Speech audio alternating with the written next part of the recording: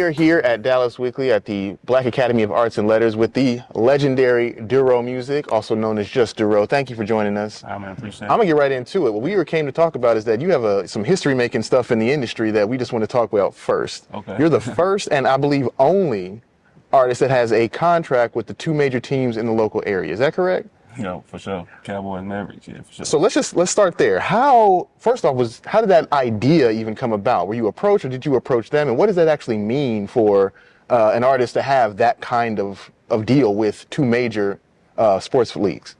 Well, for me, I had fans inside the organization with the Cowboys. That's where it all started at, that reached out and was just, I guess at the time, they had wanted to get a different type of anthem that they was doing like every year or so, and they wanted rap, they wanted hip hop, and obviously it made sense for somebody from Dallas to do it. So, a couple fans inside the organization got at me.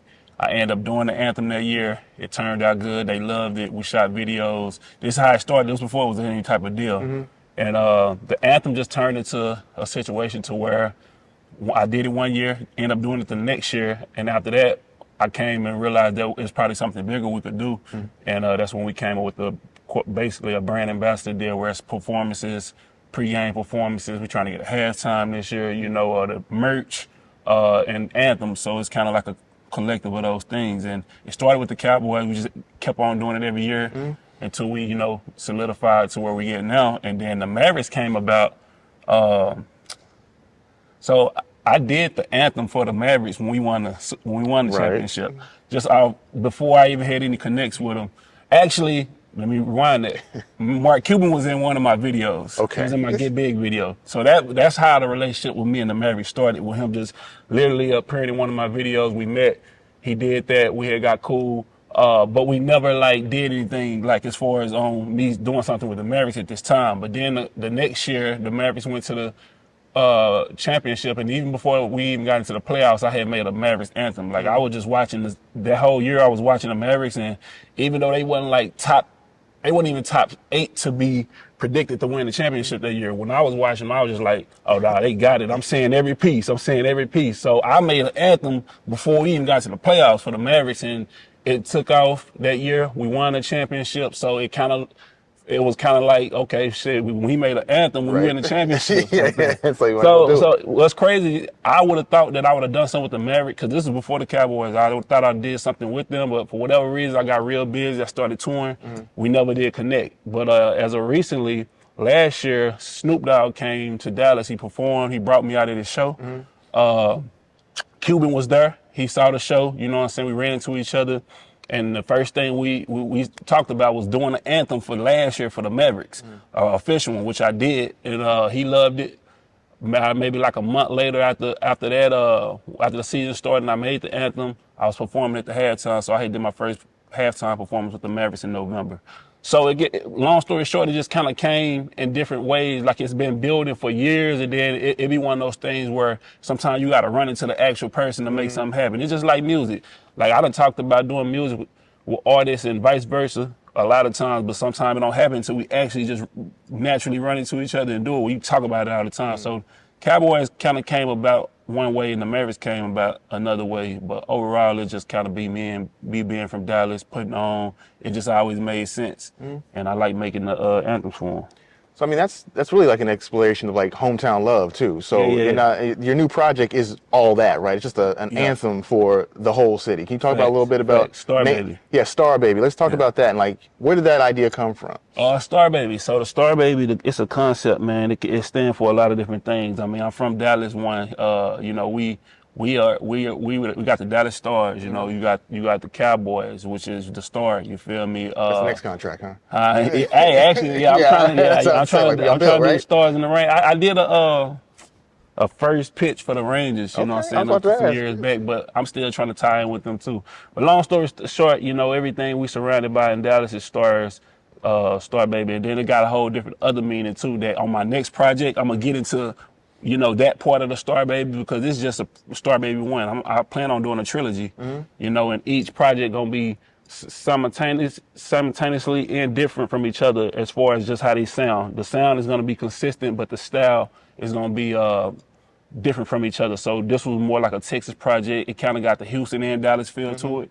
You know, Star Baby 2, I'm going for the Dallas sound, which is the Dallas Boogie era sound. Yeah, yeah. You know what I'm saying? But it's going to be with nothing but Texas artists Okay. and producers, and that's what this project is, just nothing but Dallas and Houston artists. I mean, locally we hear a lot about how like there's not a lot of that going on right now, you know, and you were just talking right before we started the interview about how like there's a lot of talent here. Yeah. How do you corral all that? And how do you make sure that those barriers are being broken down when people say, you know, Dallas don't support its own, they got to leave and stuff like that? I'm pretty sure you've heard that. I've heard that.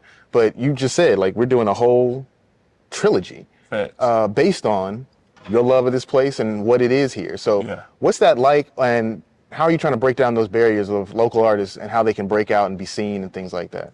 I got two different, you know, ways I look at it. For me, my first goal is to put on for the city and put on in a way to give artists inspiration, the ones that's looking for it. You know, the other side is us collectively as a city playing our part. So as an artist, you know, our first job is to create art, you feel me, and create music and dope concepts and stuff like that to put on for the city, to make the city want to rep it or represent it, you know what I'm saying, or support it.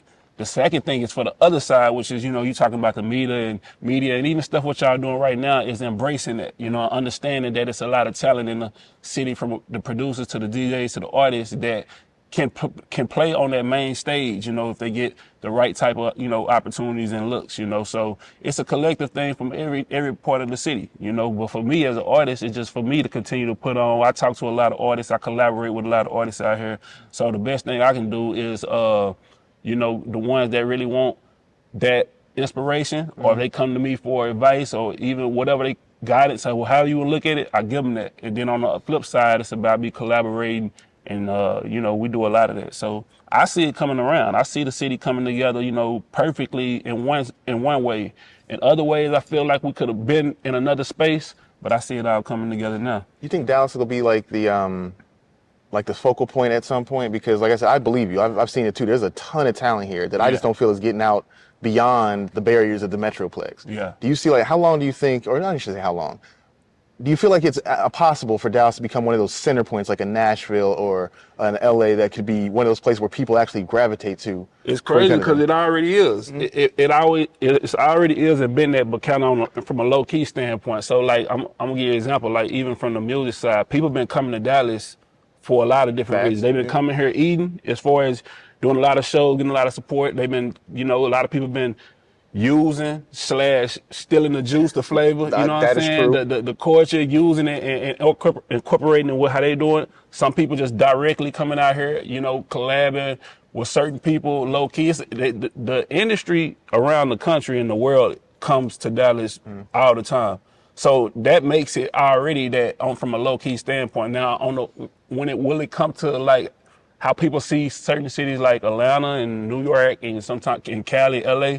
Absolutely, because that's also been happening, especially since the pandemic. You got a lot of people coming from a lot of different places, living here, coming here, bringing a lot of the media here, you know, and it's actually the new media hub for hip hop. You know, everybody comes out. It's like 5 or 6 top blogs that's right here in Dallas that everybody around the country come to. So like I say, I see it happening. I think it's already that from a low-key standpoint, and at some point it's really gonna get embraced as that on the forefront. Okay.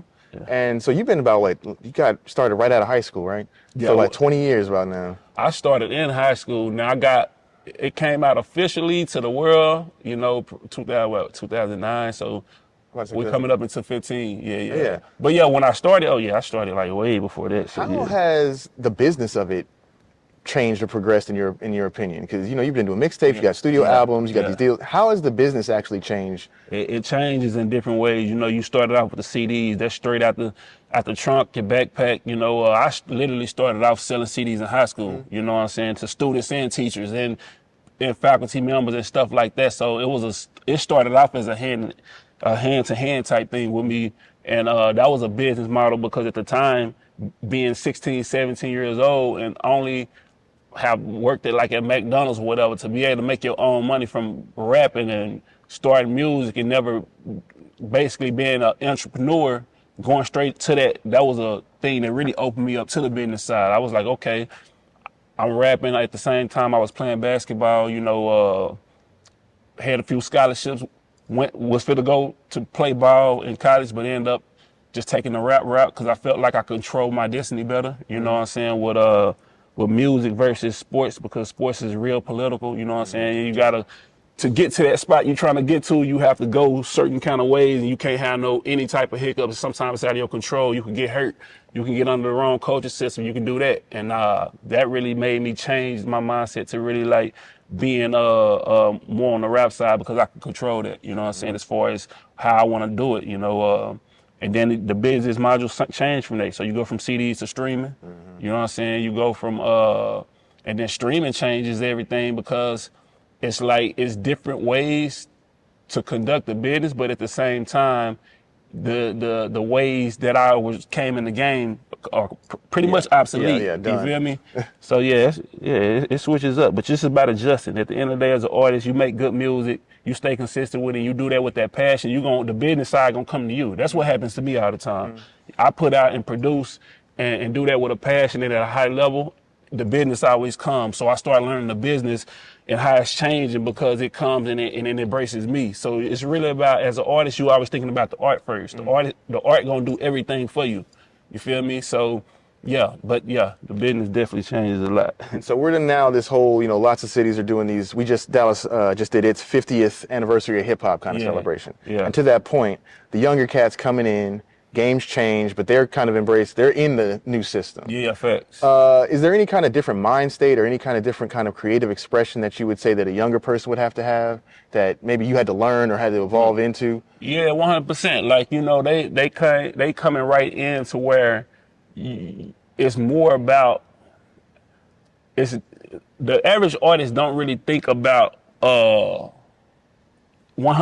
the art first. They do, obviously, but they're thinking about the whole spectrum, like how I'm supposed to. Some people create music with the mindset of how I'm supposed to put it out, right. How it's supposed to, first. And when you think like that, that's a whole different mindset than how we was coming. Yeah. Like in our mindset, we had to come from like, okay, I got to make something that's going to make these actual people in this spot move. They're going, you know what I'm saying? You got like 10 seconds as a new artist to, you know what I'm saying, to sway somebody. So we had to take a whole different approach in making the music, and that's good in one way, and then it could be, tough in another, and vice versa. So I think it all equals out. I think they have advantages that we didn't have when we first started, and I feel like we definitely had advantages that they don't have right now. So it's like adjusting the boat. So I tell everybody at the same time, you should do everything. Like when I'm putting out music, I don't just run to the internet, but I understand the internet is important, you know what I'm saying? But I still rock with the DJs. So I personally pull up on DJs. Now that's something new artists ain't even thinking like that, you know what I'm saying? But see, if you incorporate all of it, then you gonna hit your target, you know what I'm saying? And that's what I just believe in. Like I like learning the new ways, but I like keeping them solid ways that I always had, that I know, is beneficial to the whole thing. Do you feel like there's tension in that kind of discussion or that interaction between old and new? Because there's a lot of conversation about that. Yeah and no. Yeah, of course, because a lot of people, some people that came in the game a certain kind of way don't want to change their mindset.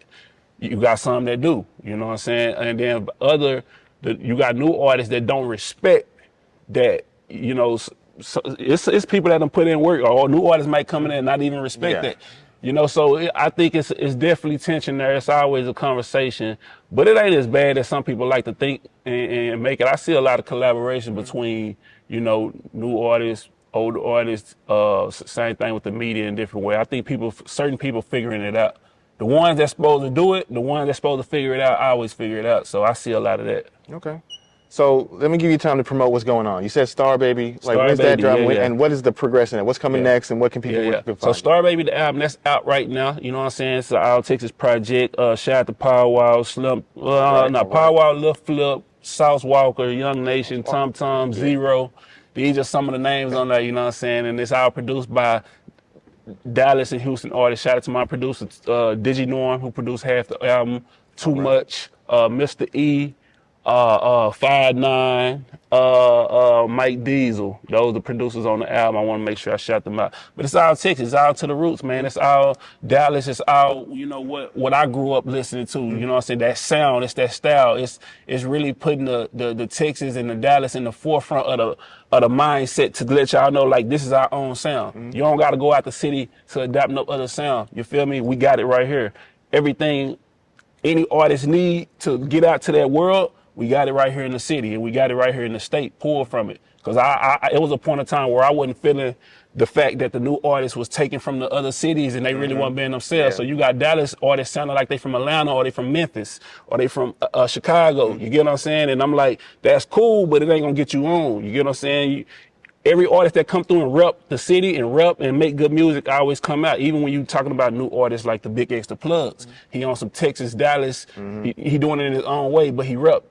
It always worked that way. So that was the point of this Star Baby album, to put that energy out there, to not just inspire other artists, but the whole culture, everybody in the city, everybody that's, you know, in the media, everybody that's in the streets. Like, we always win as a city more and as a state more when we embracing our own. The biggest movements we ever had musically in Texas is where you had the Houston movement, the Swisher House, and that whole little movement, and that was to the mainstream, to the world. And then for Dallas, it was when we had the Dallas Boogie era. That was our own sound, our own style, our own dances, our own everything, our own haircuts, our own Everybody culture. stole them dances and them. I'm Yeah, just gonna say that. I'm And gonna say that. yeah. So you know what?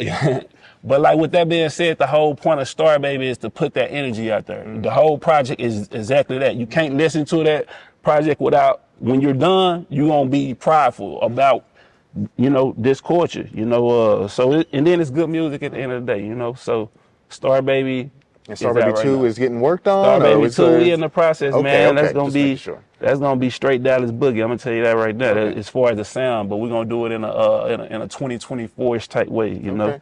Is there any other thing that you should let the world know is coming up? Or they obviously any Mavericks game, any Cowboy stuff And we're happening? gonna rock out for the Cowboy season. We're gonna rock out for the Mavericks season. Got new stuff coming with them. Man, the 6'3" project on the way. You know, I ain't gonna talk too much about that, but just know the 6'3" project on the way. Y'all stay updated. And I'm gonna tell y'all more about that project. We will be keeping up with Durrough and everything that's going on locally. We're going to be putting a big push into what he's talking about, especially with the Star Baby movement, as we're going to call it right now. Yeah. For Dallas Weekly, we're here at the Black Academy of Arts and Letters. We thank you so much for joining us. I We hope to appreciate see you back soon, and appreciate y'all.